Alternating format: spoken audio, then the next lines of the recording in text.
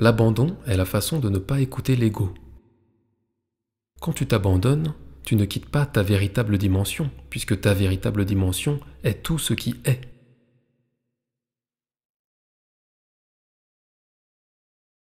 Exerce-toi d'abord à être sans désir. Être sans désir, c'est être dans un état de calme qui t'amène au-delà des désirs limités du mental et te conduit vers la guidance des désirs illimités du cœur.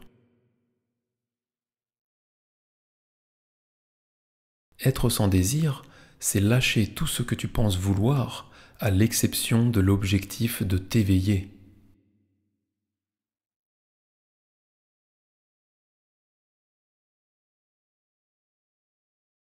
Toutes les expériences viennent de toi. Rappelle-toi que toutes choses sont des idées. Puis demande-toi, cette idée est-elle alignée sur mon objectif de m'éveiller à moi-même tel que je suis vraiment ?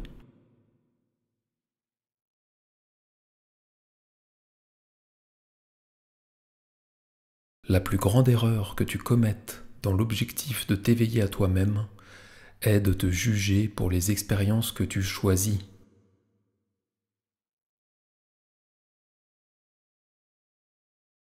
Quand tu juges, tu t'enseignes que tu as tort, et c'est là te séparer d'une idée et dire que tu n'es pas cette idée.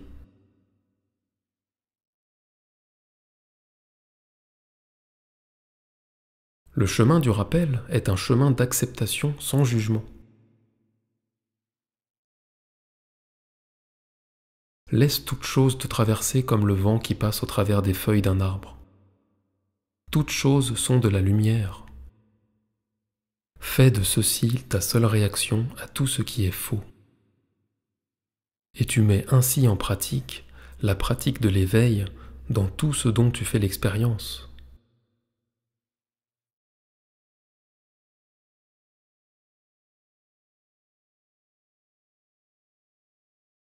Être tiré vers le bas par d'autres, être affecté par leurs humeurs, leur champ énergétique ou bien leurs actions observables, n'est qu'un choix de perception.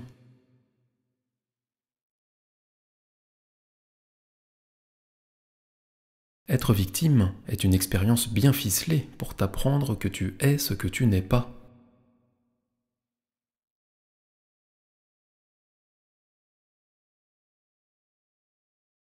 Note le moment où tu captes l'énergie d'un autre, ou quand tu parais être affecté par ce qu'il dit ou fait. Remarque les jugements dans ton esprit.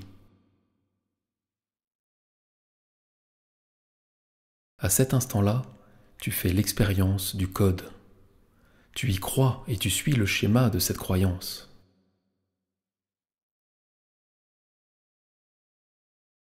Il est alors temps de t'arrêter et de reconnaître clairement ce que tu fais. Tu n'es pas une victime. Tu juges puis tu choisis et tes expériences proviennent directement de toi.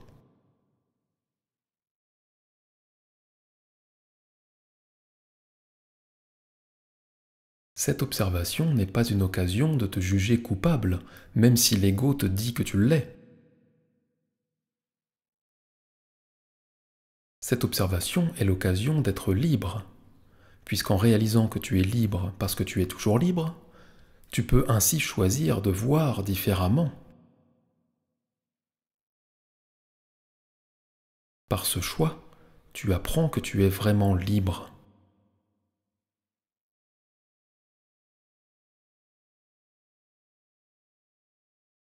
Il est temps d'orienter ton désir patiemment vers la réalisation du maître que tu es.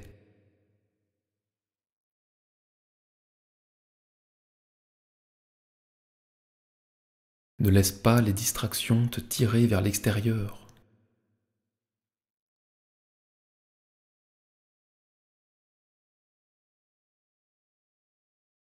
Il est important de se rappeler que le personnage n'est pas vrai. Il n'est pas toi.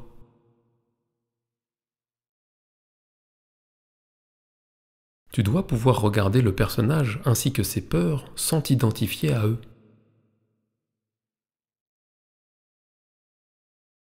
Prends du recul par rapport au personnage en ne l'appelant pas moi ou je. Appelle-le plutôt le personnage dans mon esprit.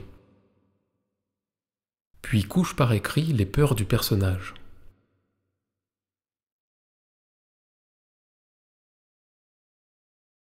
Réalise que ces peurs sont construites dans sa personnalité, mais que tu n'es pas la personnalité.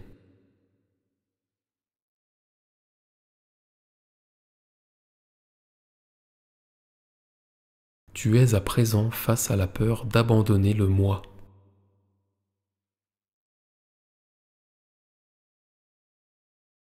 En regardant cette peur, tu t'aperçois de l'emprise qu'ont ces peurs sourdes sur toi. Elles sont comme de la glu, ce sont des peurs qui t'attachent et te lient au personnage. Elles sont l'élément clé du filtre qui t'empêche de savoir qui tu es.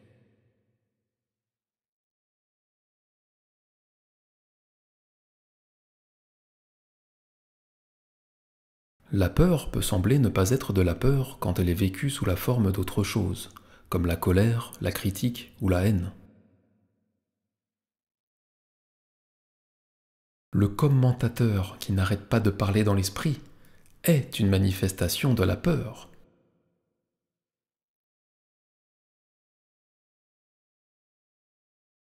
En lâchant la peur, tu lâches le personnage. Et en lâchant le personnage, tu lâches la peur.